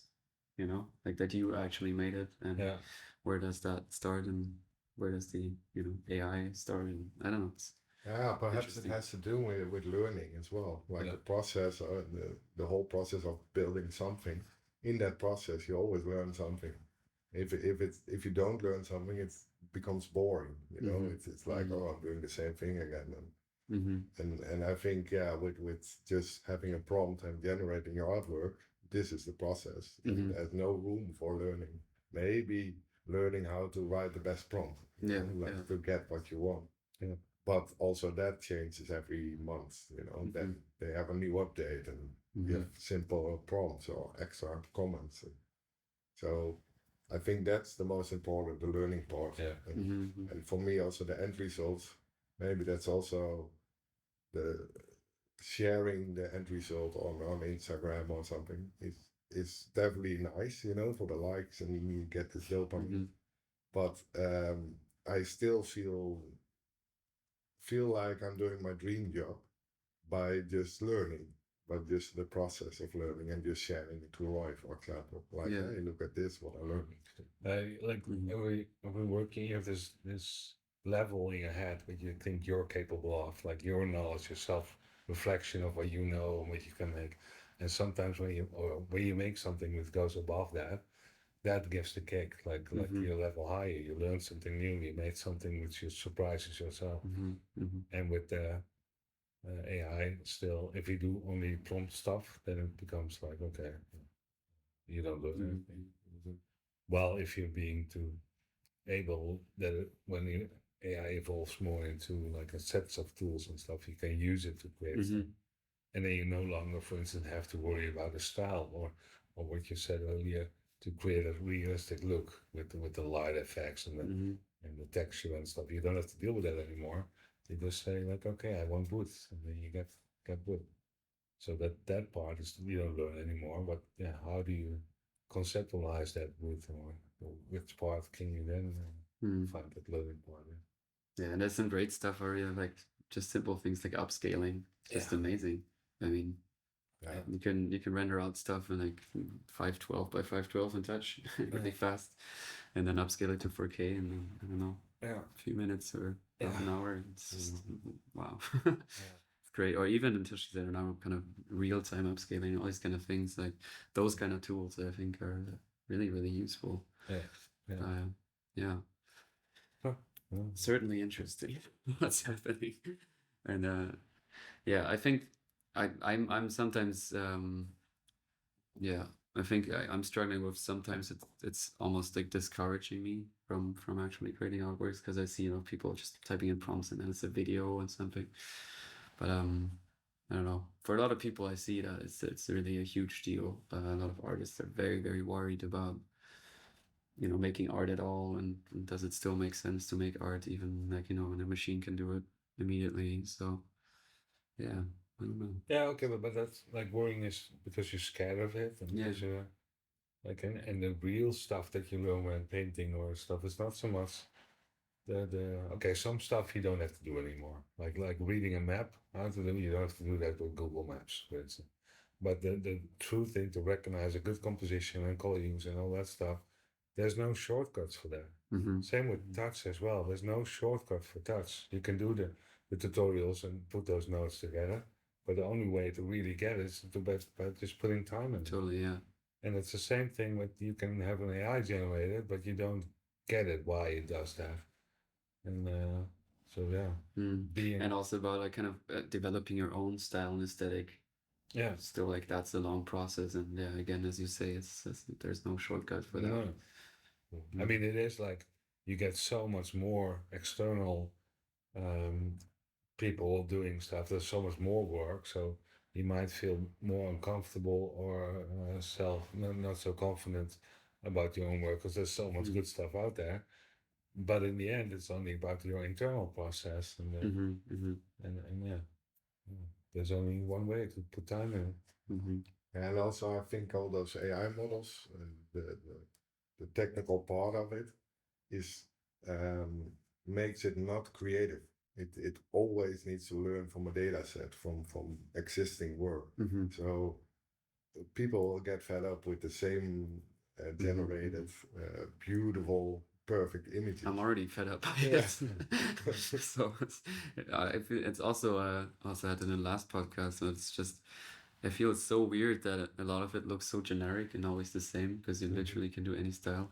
You have such a freedom of using it in so many different ways, and then a lot of the stuff that's being posted. I mean, obviously, people use it creatively, and there's some really cool shit like being shared as well, but a lot of it is just always looks the same. I'm wondering like, why why do you have this? We have never had such a powerful tool, and people still like try to just follow that same thing. What the hell, guys? Yeah, and that's what I mean with the creativity. You still need to be creative to come up with the right prompt. Or what do you want? You know, what do you want to make? And people look at generated images and like, oh, I want that as well. So what's your prompt? And ArtStation. Oh, yeah. Please stop. Exactly. Yeah, totally. Right. So a bit more about like more the near future. What are your plans for this year and during the next years? What are the kind of projects that you want to working on? That you're planning on? So we've been like putting the studio, like basically organizing time, like how much time do we want for the research and not get any money. With it's of course what everybody wants, like you just want to play and explore and make art projects and stuff like that. And that's cool, but you do need some supportive stuff to support that. What kind of projects are that? Are that really commercial NDA things, which you then can't use for portfolio work? Or is that something which you can use, but is it smaller projects? So we came up with this whole structure, and we're working now with a couple of big clients, NDA stuff. So it's like secret, but we use that money to support our research project. Yeah. And then we have our own personal or studio research thing that we do, and a couple of projects in between, like passion projects, like the Grantecan. Or the Carl Cox. We're working with this techno DJ Carl Cox to make his world tour show, and that's like super cool to work on. So because we have that fixed, now there's like space for us to experiment and to do small art things and things like that. It was really nice to have like a direction of its own, and it feels a lot of it makes things calmer. So for the upcoming summer, I think that the biggest thing that we will use be outside and enjoy the weather and go on holiday. Because that before that felt bad, like you're going outside and you're not working. But the actual work is while being outside and enjoying and charging and getting inspiration and the balance part was a bit, and it's still like with AI, what we just talked about, everything will change. But I think we found a nice balance to do that. Yeah. And just keep on exploring and sharing more, and also doing more like this talk. We want to, because we've been doing a lot of stuff, so we want to get our experience out there as well. Yeah. And if people, hopefully it's useful to people, and they like and help each other. Because I think that's the biggest challenge in the TouchDesigner scene, because it's growing so fast. you will also have like annoying people there that grab it, take a tutorial from you, change the color, and sell it. And those people will come, but because you're putting all your heart in there, it feels like ripping you off. And then if that happens once, you can deal with it. It happened twice. Then the next time you put something up for free, you think like, oh, maybe I shouldn't do it. Well, the majority of this whole community are really good people, and they want to share and give something back. Yeah. So we shouldn't be scared off by those people. But I think that's the biggest challenge, and we want to share more as well, to counter that thing. Yeah, right. That's it feels weird sometimes, and sometimes like you make something really nice, and you're like, should I really share how I make that? So it's sometimes it feels a bit odd, like you're giving away something, but then in the end, it often comes back, as I said. Also, I actually, when I share something also that I feel really fond about, still like, yeah, first off, having that response is super nice from people, and then you usually get something back. Like people will help you, and then they share something that they're really fond of, and so usually in my experience, it's having those worries. Yeah. And we understand now with the template, right? We did the examples for the pops, and it's not only the patch; it's like the way we work, basically. But then now same thing, like.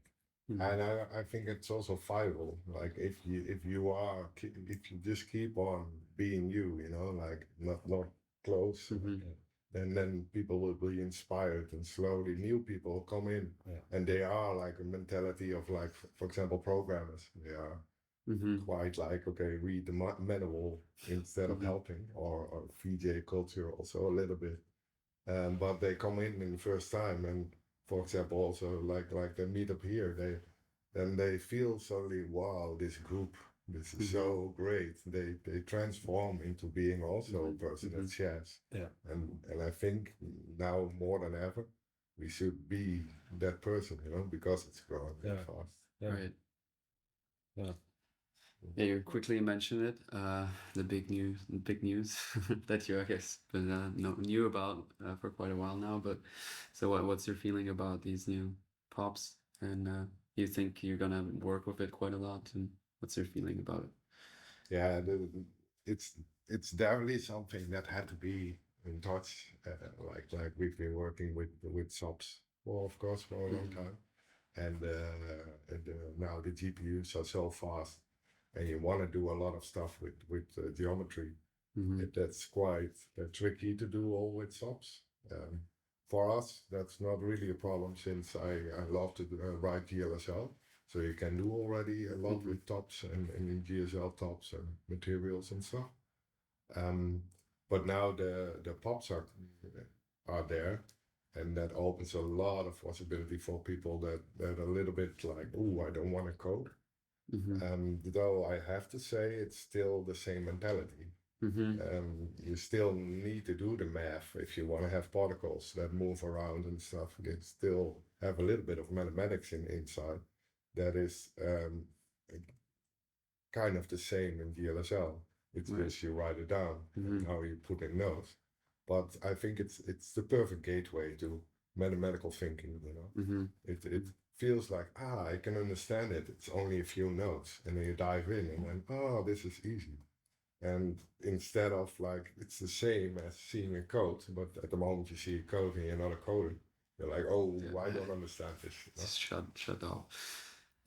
Yeah, I kind of feel the same way. I think there's gonna be quite a learning curve.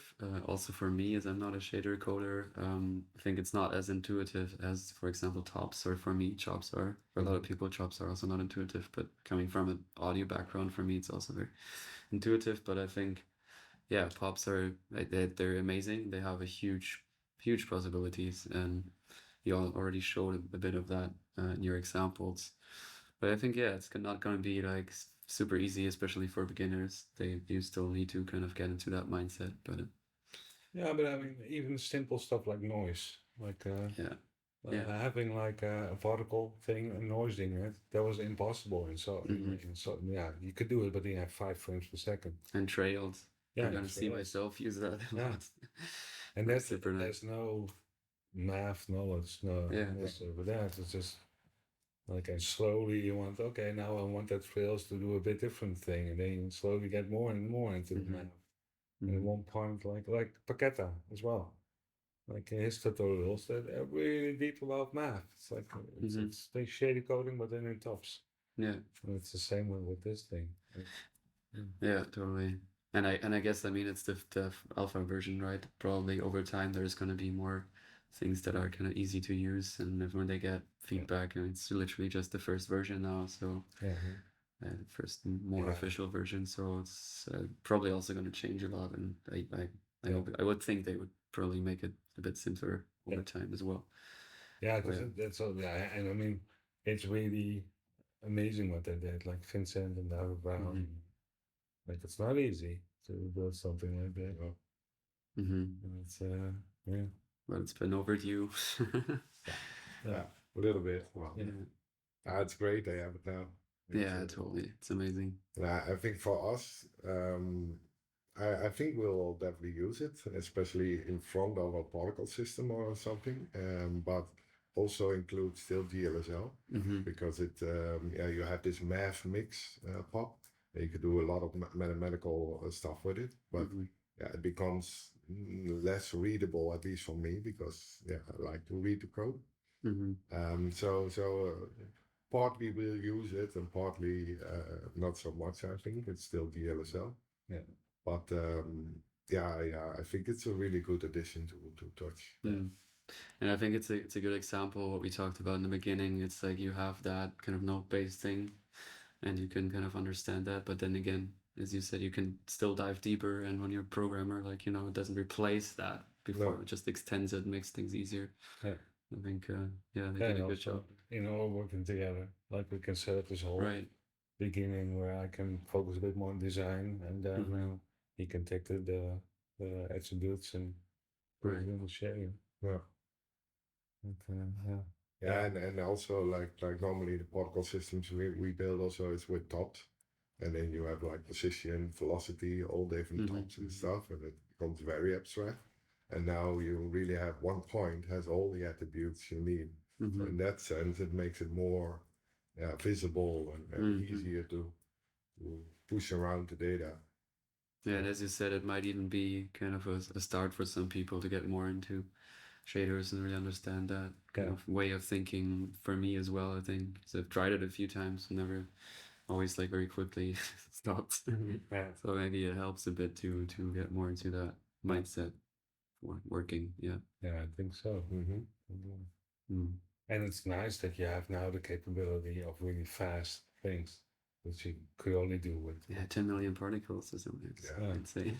And the craziest one is a sort pop. I don't know I think Vincent or David built it, but it's so fast. I have no idea how they do it, but amazing work they did. So last question, classic question. What is your favorite operator? Whoa. I know mine, but that's quite obvious. Yeah, I would go with markers like the noise. Noise. Noise. What top? Yeah. Well, top 10. That should be. Yeah. I mean, noise in general is amazing. It is. Like, and it's so deep. It's so. And that's a whole study and so on. There's one course, Houdini, and there's one guy that explains it really well, because it's not just numbers, like this whole mathematical thing, and you can really design by it, and to create systems which is driven by noise, but then you're still able to design with noise, is it's so powerful. Yeah. For me, the GLSL. I knew it. Especially because I did some programming in C to run a shader, for example. And you have to do so much just to run one shader. And in Touch, you can really inject a parallel workflow with the GPU on the GLSL, within everything. So it's not just rendering visuals, but also data processing. We use it, for example, for to drive a lot of lights, how they move and stuff, and that you put the data inside the GPU, and it's just pixels. But you can have like a little shader that then do a lot of complex stuff. It's super fast. So, Right. yeah, I love it. I'm in love with this stuff. But you? Oh, sorry. Well, I guess kind of noise as well, but then as you said that already, I think it'll be the feedback top, because it's just incredible. And you can use it in workflows like with shaders as well. And then it's for me it really enables that experimentation and really just messing around with things. And a lot of my artworks are based on feedback systems, and I just think it's so much fun, and it's also endless because you can make huge complicated feedback systems, and I can't claim that I understand everything I'm doing there, but there's a certain, like, over time you really kind of understand more of that. It's really like a kind of balancing out of things, right? You suddenly see it gets too bright, and then you get into that way of thinking, well, just increment it, and just slowly make it darker, and these very simple things, if you add that in bigger systems, it just becomes so interesting and endless, and it really incorporates a lot of other techniques as well, or you can also use it for instancing, whatever, right? So I use that a lot. I think it's probably one of the most important operators for me. You use a lot as well, huh? Yeah, definitely. Like you say, in combination with DLSL, particle systems. And now we have it in pops as well, which I think is also going to be really exciting. Feedback in 3D, like, damn. So it's really cool. Right, so I don't have any more questions on here. Do you have anything you want to add or ask, or any comments? No, I'm just rethinking the whole meetup that we had. I mean, we were really lucky that we're in such a community. And that everybody's so different, but we all have the same base. And I'm trying to figure out what is that? What connects us all? And what do you think? Like, why is it so nice over there? Yeah, I'm wondering the same thing. It seems to really, like, TouchDesigner seems to attract really, really interesting people. I also noticed that in Bali.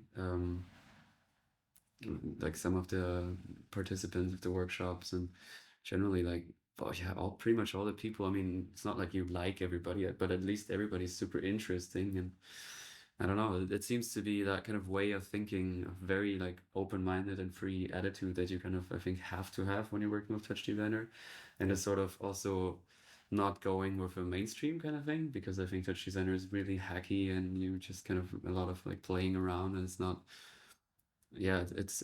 taught at a lot of places, so it's really the kind of having that open attitude to find something that's really suits you personally, that kind of a search for a tool that suits you other than the big software. That might be something. I don't know what exactly it is, but I totally see that as well. Really attracts great people. Like mine, and they all dress in black. Yeah. What do you think? It's similar. Like I think indeed, like the when you want to start with TouchDesigner, it's not that you do it for the money, because it's a weird complex program in the first time, and it's not the easiest way to get like big projects inside this. So it is already a passion to, I want to learn this, I want to play around with this, and this is a mindset that I think that is like correlated with being open. People are easy, want to share, want to meet with each other, and this week it feels like family. It feels really like people that could be friends for years. And a lot of love there. And then Paqueta also said that everybody's like, was Paqueta that you're in a room and you feel like everybody's smarter than you. So what was it, Paqueta? Yeah, it was Paqueta. Yeah. And that's all. People are. I think that's the people are grounded a bit, not a big ego. Not like, Yeah, yeah, exactly. Because there's so much more to discover, and like everybody's swimming and have no clue what they're doing basically. Yeah, basically. And you see that as amazing because it's not like hobby guys. They're amazing projects and big projects. Yeah, that's also crazy. Yeah, because it could be indeed just hobby, and a lot of people come together like playing a game or something. Yeah, but everybody has this huge project and flying to Bali. Yeah, it's also so interesting what it enables you to do. I mean, I never thought I would do things like that, like traveling a lot and actually doing these kind of other things like meetups and like something like this. I mean, yeah, it just opens up a whole new world that you wouldn't expect when you start. It seems like, well, it's just another tool, but it's really a lot more than that. Yeah. And also, to answer your question, or another thought on that, is also that, as we said before, it combines a lot of different interests.